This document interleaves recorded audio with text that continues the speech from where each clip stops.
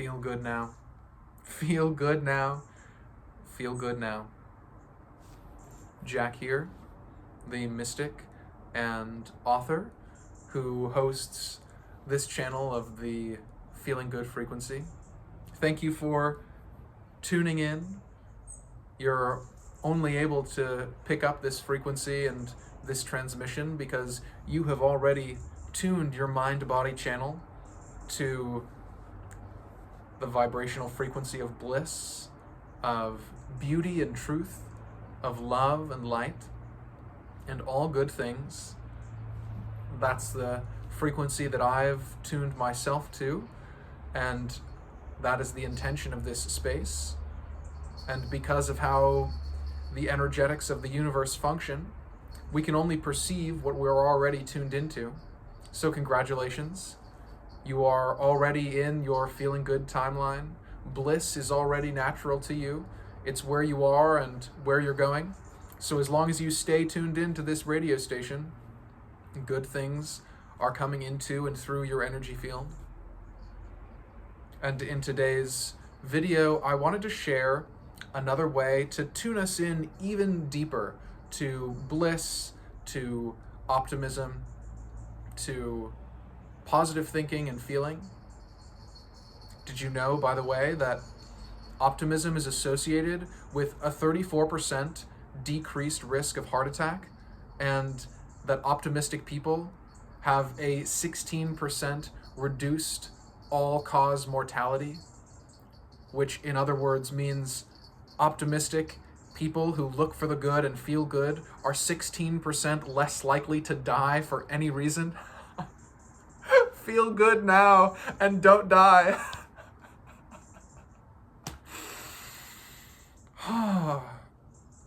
So today's suggestion coming through, today's download, if you will, is to find something in your energy field, in your awareness, that maybe doesn't feel the best. That maybe you have a little bit of resistance around, a little bit of contrast, a little bit of, ooh, I wish this had gone differently, ooh, da da da da da, some sort of, a little bit of ick. You're gonna find that thing, and you're just gonna notice where it's at. We're not gonna focus on this for too long, because as soon as we recognize it, we're gonna implement this fun little game.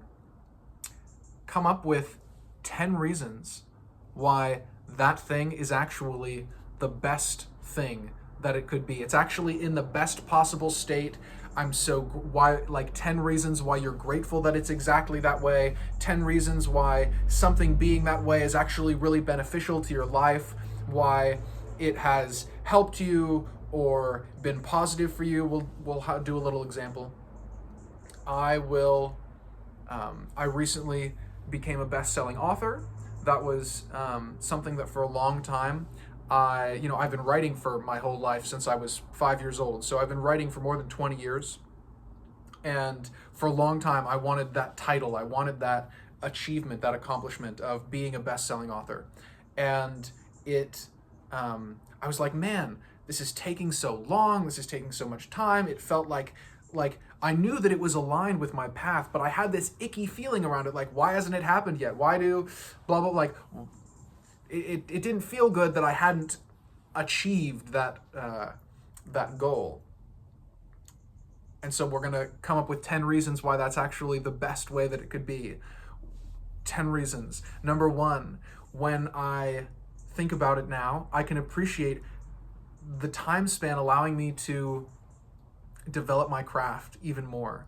The amount of time that it took allowing me to not just get my identity wrapped up in one particular aspect of myself, that is me as a writer, but allowing me to expand and be a much more multifaceted being. Allowing me to, by not getting that title right away, realizing that a title or a particular achievement wasn't actually my identity. Being a best-selling writer is just a smaller part of my identity as being a writer. And as if I had maybe received that achievement or that title earlier on in my life, I might have, really obsessed about it, and it might have become a really big part of my identity instead of just like a small, happy accomplishment along the journey, like a positive milestone along the journey.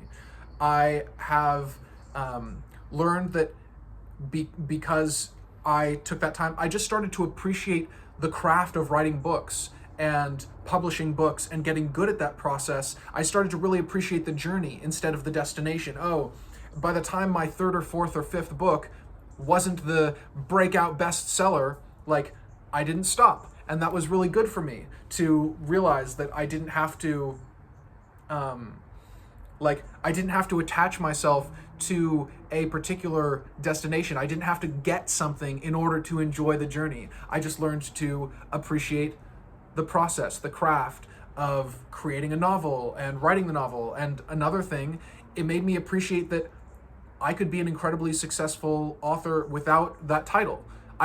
Because it made me realize that I was associating success with this external thing, or with this this one specific external accomplishment, when really, like, by continuing to enjoy the journey, get better at my craft, and continuing to publish books and share them with friends and family and people through this channel and people all around the world who began to find and read my work, I realized that what I really wanted was to write good books that connected with people and activated their imagination and made them feel positive and made them feel like go on an epic emotional journey and feel like their life was improved by this gift that I was able to give them through the story. So because I didn't get the bestseller status right away, I learned to appreciate all these other aspects of publishing books, like getting to meet people. I've met so many fun people through my journey of self-publishing, and like learning to like just give the books out without needing to sell millions of copies right off the bat. I got to meet people and appreciate people enjoy a book just as much when it's not a bestseller. That was something else I'm going to say. Number 7, I appreciate not getting that tag because it made me recognize that that actually has nothing to do with whether or not an individual person enjoys what I shared with them. Like, if I have a really nice connection one-on-one with somebody, that like it means just as much as if I have that interaction with them and the book also sells to 5 million other people. On top of that, it made me appreciate that the accomplishment was purely like for myself.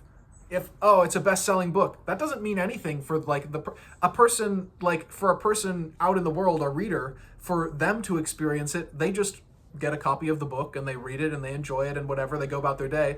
The fact that it's a best-selling book like doesn't really have anything to do with it. Like, maybe they enjoy being part of a global movement slightly more if like, oh, this is a best-selling book, but like really it doesn't affect their experience. It was a purely internal metric and a purely internal goal. So I appreciate that as some part of the as a reason why I appreciate it taking this amount of time. You know, we'll put time in quotation marks because time don't really exist, my guy, my gal. It's, it's just this present moment. So letting myself enjoy the unfolding has brought me all of these other aspects. We're 2 more reasons. And I'm going through this, I'm talking through this for a reason. This isn't about yes, it is about my particular instance, but the reason is I'm talking through this to show you how you can do this for something in your own life. Like, thinking through it, coming to these conclusions, like coming up with 10 reasons why something is actually the best way that it could be, even if initially you had a little bit of an ick factor around it, is like, it really reshapes your thinking around something so that in the present and the future, when it comes back around in your awareness again, it will be completely transformed because you've invested this energy, you've invested this focus in constantly and consciously reshaping your relationship with this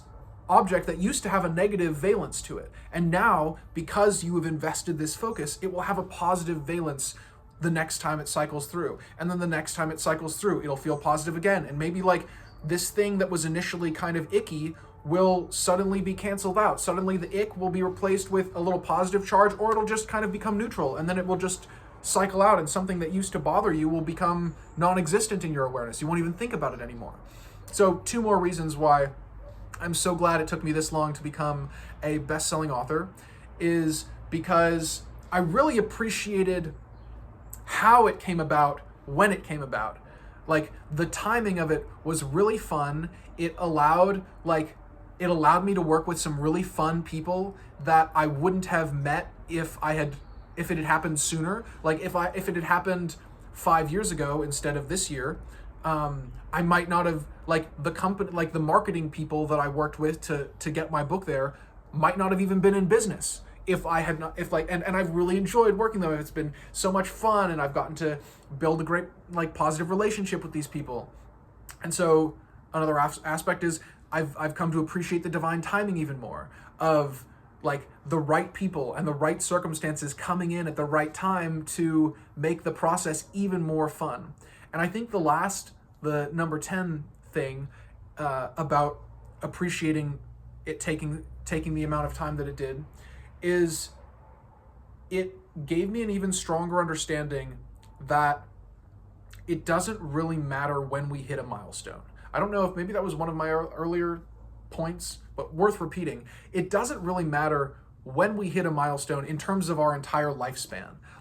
If I'm 80 years old and I look back on my life and I think, when I was 27, I became a best-selling author, or when I was 26, I became a best-selling author, or when I was 28, I became a best-selling author. It doesn't really matter. That particular time span isn't actually important in the span of my life. And it helps to think about these things sometimes in the span of our entire life. Do we need to really be stressing about when something is happening? Not really. It doesn't, in the several hundred years that I intend to live, it doesn't really matter that in the 26th year or the 28th year or the 25th year, this particular milestone was passed.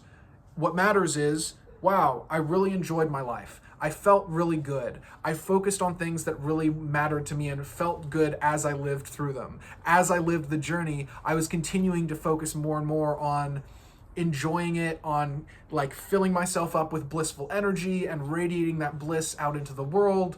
And that's what matters. And so by forcing myself, right, because this is a game the universe is playing with itself. We are the universe, and we're experiencing ourselves as we go through this life.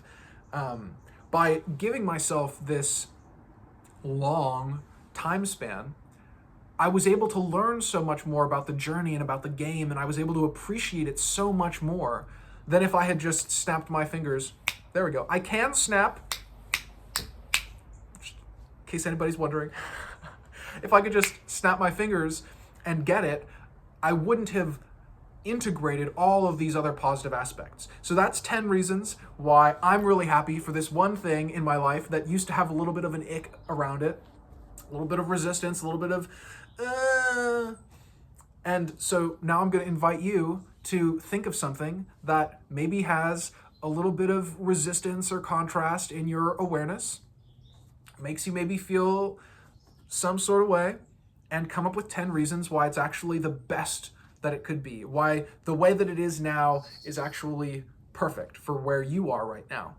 And by rearranging our relationships with these things in our lives that are not feeling the best, we can feel a whole lot better right here and now without changing anything other than our perspective and our relationship with the objects in our awareness. So there's today's suggestion. And if you would like a little bit of help to reprogram your mind so that feeling good now is your priority and your North Star, and recalibrate your energy field so that feeling good, feeling blissful, being optimistic, living longer, having a 16% reduced chance of mortality, not dying, then check out the links in the description down below. Those are some resources that I've created to help you to feel good now and make bliss your baseline state. People all around the world are using them every single day to feel good now and align their energy with the frequency of their dream life. And you can do the same. It just takes a little bit of intention and a little bit of focused awareness. So that's the Feel Good broadcast for today. Thank you for tuning in to the Bliss Frequency, and I can't wait to flow together again in this miraculous dream.